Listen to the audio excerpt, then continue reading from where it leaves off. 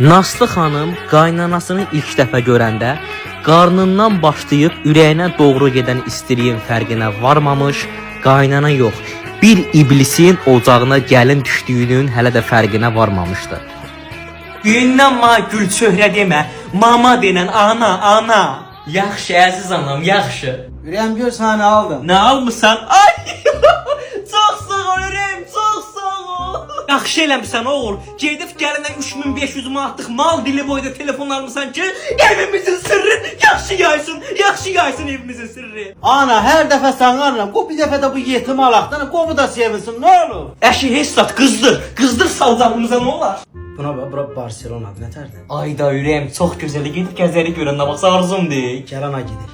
Bütün gün ağzınıza nəyə girmişsiniz? Bir evdə böyük kiçik də saymırsınız. Bir qapını döyə gir də, nə olar ki, bax bilet göstərin. Nə ağarıram mən burada? Deyəsən məni qısqanırsan, eləmi?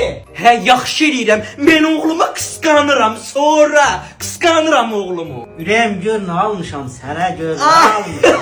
May, sən məni dəli eləyəsən ürəyim. Çox sağ ol belə hədiyyələrə görə. Nədən it xaltası kimi gündə harsının boğazına bir şey takırsan, qazancını görmürük. Bu evin ruzisini niyə dağılırsan ora bura? Bir qəpik və xeyrindəndir. Ancaq qırqızların boynun dola qancığını. Ay yekar vatsan, qoyunum qonşu bütün bizim səsimizə qulaq asır. Ad günümdə bax sinəm doludur. Buna bax boğazı qırq, bax bu yoğunluqdadır bax. Bu yetimə də alaq da nə olar? Tökülüb hə, dolu da alabəyin. Estağfurullah. Nə olar mənim qızılımı qoyulan var özünə toy elə, qancığının boynun boğazın doludur. Nə olar Allah çatlayacaq. Gəl bunu apar maşını qızdır, özün də qabaqda otur, mən də düşürəm. Yaxşı ürəyim. Qabaqda oturmaq nədir? Gəlin xeylan qabaqda oturar. Mənim qonum qoşun içində niyə biabr eləyirsən? Qabaqda özüm oturacağam. Hədə nə olub? Yaxşı, ikiniz də qabaqda oturarsınız. Vay dədəm vay. Gəlin xeylağının qabaq dişi yoxdur. Özü də qabaq yer həmişə mənim yerim olub. Oğlumun yanında oturacağam. Fritə.